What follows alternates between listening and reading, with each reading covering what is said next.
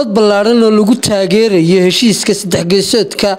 ee shirkadda DP World iyo dowladda Itoobiya iyo dowladda Jamhuuriyadda Soomaaliland ay ku wada galeen horumarinta dekedda Berbera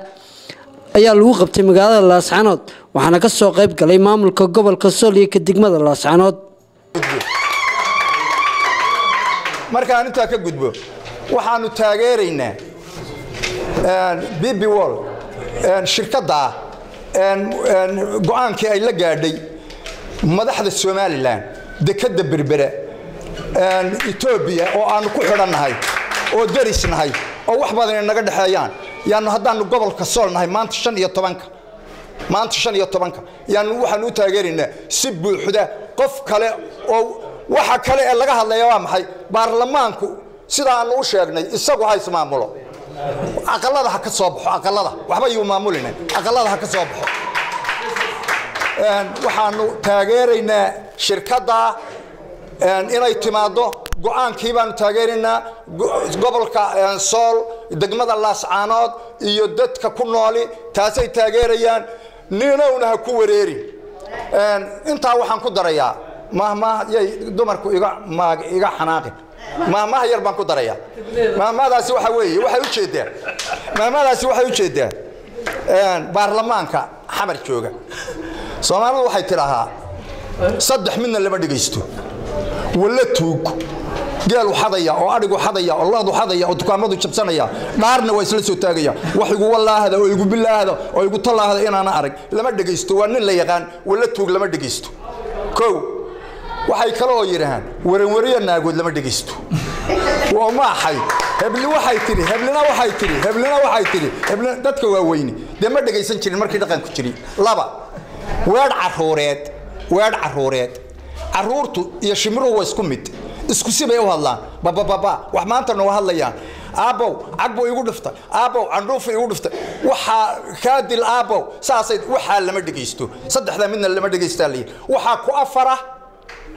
go'aanka ka soo baxay baarlamaanka xamar yaa ku afara sida weeye marka annagu Soomaalidu inay ilaahay meesha bilaayada ka dulqaado oo cudurka ka dulqaado oo qaraxa ka dulqaado oo hooga iyo baa ka dulqaado aad baan ugu baahanaa iyana waxay ka hadlayaan shirkado iyo wax la qabanayo iyo dad isku tashaday iyo dad go'aan gaadhay iyo dad dawladnimadana uga horeeyay ugana dambeeyay bay ka hadlayaan hayay ka hadlineen dantooda ha gaadheen iyagu ha isku filaadeen aqalada ha ka soo baxeen waxa qabteen xamar baabaaday waxa ka qabteen sidaas weeye waqooyina waa isku tashay waqooyiyow Soomaaliland isku tashatay isku tasho assalaamu calaykum wa rahmatullahi wa barakaatuh biwal waa shirkad caalamiya heshiisna lala galay dawladna heshiis la gashay anagu hadaan nahay gobolka Sool iyo deegaanka waan taageersanahay dawladda Soomaaliya ee federaalka ahna halka kelmada soo gaareen mana qusayso halka Soomaaliland baa la yiraahdaa Soomaaliland iyo dawladda Soomaaliyana waa kala laba dawladood DP World yada DP World waxa la galay Soomaaliland waana soo dhaweynaa waana taageersan horta waxaan taageersanahay heshiiskaas maanta laga hadlayo ee DP World iyo Soomaaliland u dhaxeeya haddii aanu nahay wasaaradda qorsheynta heshiiska hormuud baanu ka nahay waana taageersanahay waana mid sharci ah oo soconaya adduunkana dawladda ka jirta cid inqilaabi kartaana ma jirto kamid ah dhalinyarada ku dhaqan magaalada madaxda gobolka Sool ee magaalada Laascaanood waxaan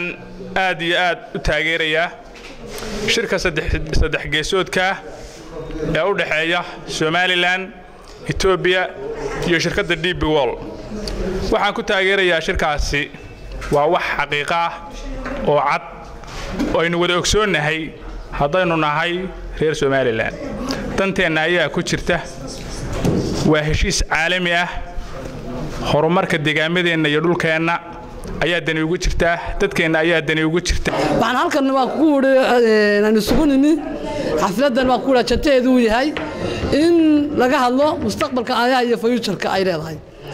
inagu waxaan nahay Jamhuuriyadda Soomaaliland Soomaaliya ma qusayso Soomaaliland baynu nahay haddana shirkadda DP World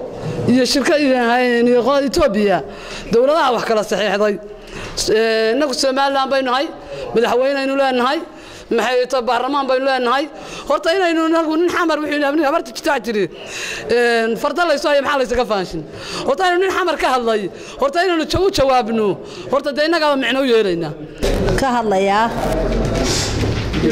waxaan ka hadlayaa dawladdan xamar ay iska naqnaqlay ee leh DB World ka hadlaysa horta marka hore magaalada ansixi oo dad nabada keen abeenay maalin waxaad ku jirtaan guryaha ka hadlaysaan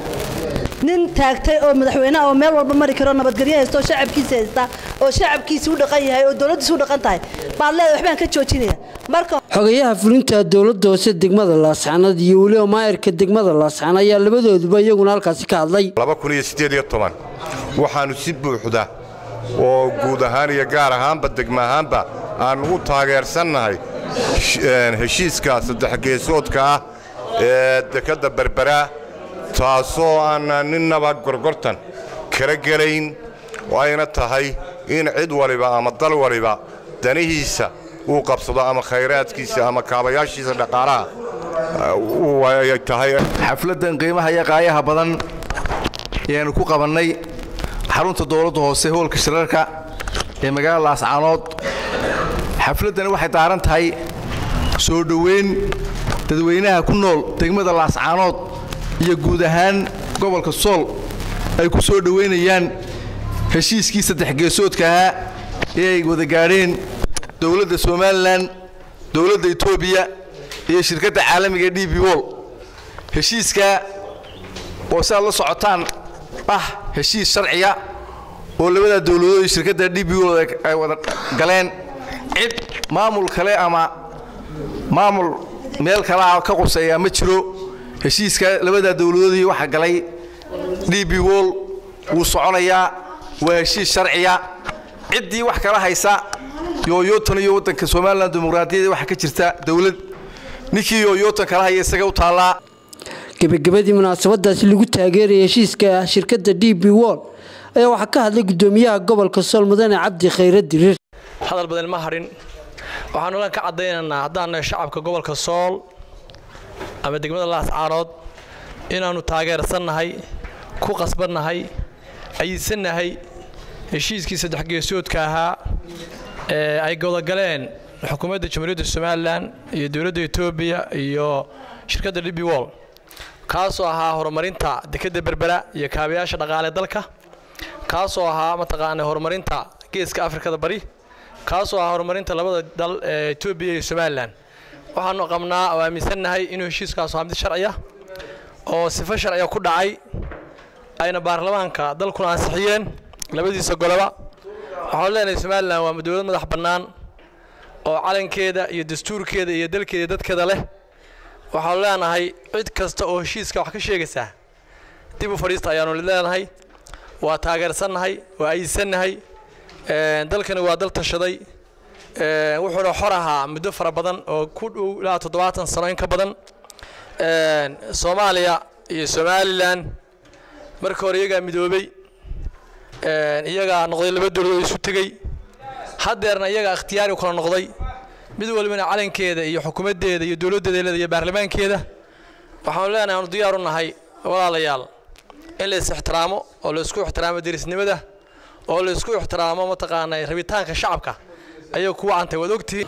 وبرخد عمر أحمد البانتي قرن كتمريد السوماليلان Laascaanood